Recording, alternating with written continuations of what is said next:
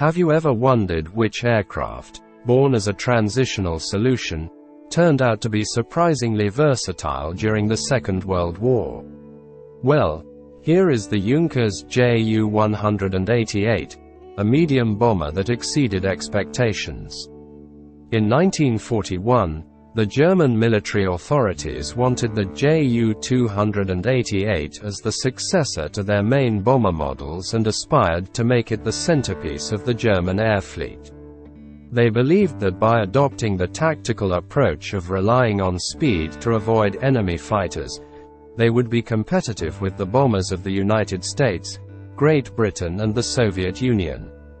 However, the Ju-228 project was abruptly halted due to the design challenges of the Ju-222 engines, which proved to be a failure. After the Battle of Stalingrad, with the unfavorable strategic situation for the Reich and the growing Allied Air Force, the production of a compromise version, the Ju-188, was opted for. This choice did not require a radical restructuring of production, being an evolution of the old Ju-88. The Ju-188 inherited many features from its predecessor, distinguished above all by the radically redesigned glazed cockpit with all-round visibility. Visibility was improved, and aerodynamic drag was reduced. The increased wingspan, with squared-off contours, together with new engines, gave the Ju-188 considerable speed and load capacity, surpassing its predecessor. It possessed a greater range, a mix of innovation and enhanced performance. But its greatest feature was its great versatility. It could be equipped either with 1,700 horsepower BMW 801 radial engines or 1,750 horsepower Junkers Jumo 213 inline engines.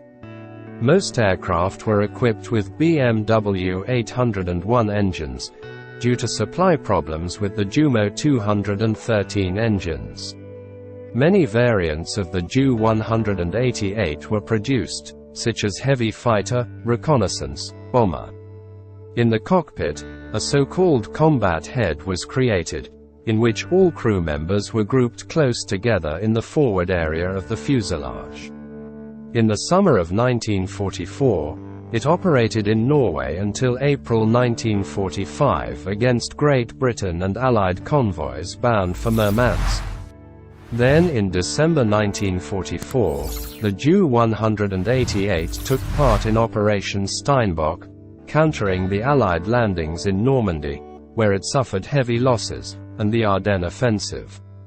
The D and F versions, strategic reconnaissance, and night reconnaissance were deployed intensively on the Eastern Front, where in the final months of the war, in addition to operating in their own role, they also carried out day and night interdiction missions, as well as psychological warfare, dropping millions of posters on Soviet positions.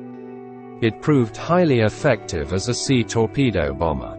The Ju-188A3 version, which could carry up to 2 torpedoes on its wings and was equipped with FUG-200 radar, allowed it to detect ships even at night or in bad weather conditions. But as a bomber, it did not show clear superiority over the Ju-88 during daylight missions. It suffered heavy losses, unable to escape attacks from advanced Western Allied fighters, such as the Spitfire Mk-14, P-51D Mustang and Tempest Mk.V, due to its slower bomb load speed. The Ju-188 proved to be a very versatile machine, having been mass-produced in versions of a high-speed bomber, torpedo bomber and long-range high-speed reconnaissance aircraft. Featuring better performance and load-carrying capacity than its predecessor, it was only produced in limited numbers, both due to the presence of improved versions of the Ju-88 and the increasingly effective Allied strategic bombing campaign against German industry and the consequent focus on fighter production.